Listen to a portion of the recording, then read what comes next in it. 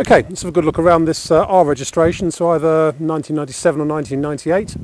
Land Rover Defender 90, 300 TDI, finished in 7-seater spec, and finished in this rather striking metallic green.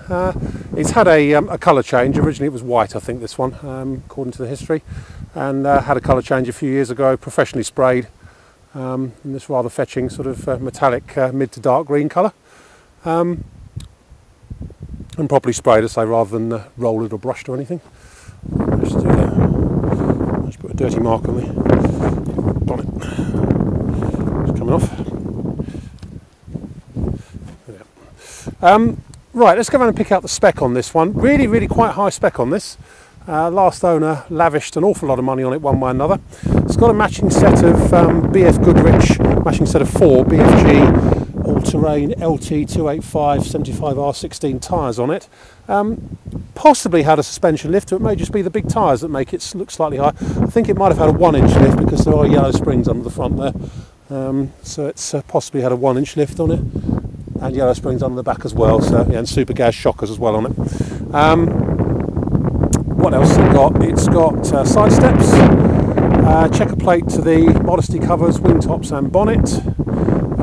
It's got alpine lights and opening rear windows. It's got a snorkel, a steering guard under the front A-bar, a couple of auxiliary lights, which I presume are wired into the main beam. I haven't checked those. Side steps, we say. It's also got a Twisted Performance full stainless steel sports exhaust system, which means it sounds fantastic. Slightly bigger bore than standard. Rear mud flaps, tow pack with combination pintle and ball. Rear work light, which is sagged a bit. Perhaps needs a bit of tightening up on that, I guess. And tailgate mounted spare wheel. That's about it in terms of its external spec. Internally it's quite good. It's got 4 individual rear folding seats in it, all with seat belts. It's got a dog guard, fully carpeted rear load area, and inside here in the front it's got acoustic mat set on the seat boxes and the footwell, so it's much quieter than a standard Defender. It's also got a Tuffy branded strongbox in the centre, which holds the rather high-powered stereo this one's got, and also a pair of Exmoor trim leather heated front comfort front seats, which are quite nice. So it's really sort of nice high spec on this one. It's also got an alarm and immobiliser system on it as well. Let's go in and pick out some good bits and bad bits. Not too many bad bits, it's fair to say. So it did have a colour change a few years ago. The paint is bubbled up in 1 or 2 places, and there's a few bits where it's sort of coming off to the undercoat, but very dent free. There's not really a dent to be seen on it, in fairness. Around the front end here there's a few stone chips up here where the primer is showing through, and up on the bonnet a couple of stone chips as well up here, and a couple down by the light units, but that's probably as you'd expect. Looking down the near side, apart from some paint loss on the eyebrows, which is quite normal because the eyebrows are flexible, so the paint cracks off of those. Near side front wing is fine. There's a big scratch along there, about 3-4 inches long. Near side front eyebrow, paint loss there, big chunk there, and a big chunk there. So down to the down to the base coat, all looks pretty nice inside there. Up here on the scuttle on the near side, looks fantastic. This is all very good round here. Yep, looks fantastic. Doesn't look as if it's had a repair section put in there. It looks original actually, and all in very good shape. Just a few polish marks here and there. Usual paint that's on the hinge. Screen all looks spot on. Roof looks fine. It has got a solar panel up here. I know it has got a split charge system in it, and I think that might be something to do with it, where it charges from a solar panel as well. So don't know, can't be sure of that, but it's certainly got a split charge twin battery system in there, so there's extra plugs inside as well for things like cool boxes and stuff like that. Near side front, we said, is good. Near side front door is pretty good. It's not very much electricity action on this one, certainly not in the usual places. What you have got is a fair bit of paint loss for some reason underneath the passenger door handle. Don't know why, but a lot of loads and loads of very tiny chips just under there. That's what that's all about. Inside here, the interior is really nice on this one. As I say, it's all either properly carpeted or it's got a sort of full carpet type headlining in it. The rear seats are the techno style Land Rover ones, so obviously they don't match the Exmoor trim leather front seats, but they are proper landy ones. And this is all very good in here with all this acoustic matting and stuff, and the tough box in there, and so really cracking stereo with DAB and everything in there. Door cards all look good. Passenger door, no problems with that at all. That's in pretty good shape, that passenger door.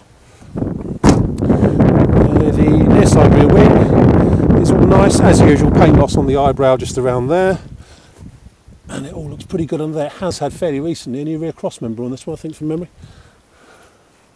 So it looks pretty new. Up here, some electrolytic reaction and paint loss on the tailgate, just up the edge and around the lock and stuff. In the back here, that's my camera, which doesn't come with it, but as I say, it's all properly carpeted out, and the 4 individual seats all fold up as they are at the moment, all with seat belts. There is no door card for the tailgate though. I don't think we've got a spare one in stock, unfortunately. But the tailgate frame itself actually isn't too bad at all. Possibly slightly flaky in the left-hand corner just there, but otherwise it's actually pretty good. Looks like it's had some work done to it up here though. In the so they can split up there sometimes around the lock. Looks like it's been redone. But shuts well enough.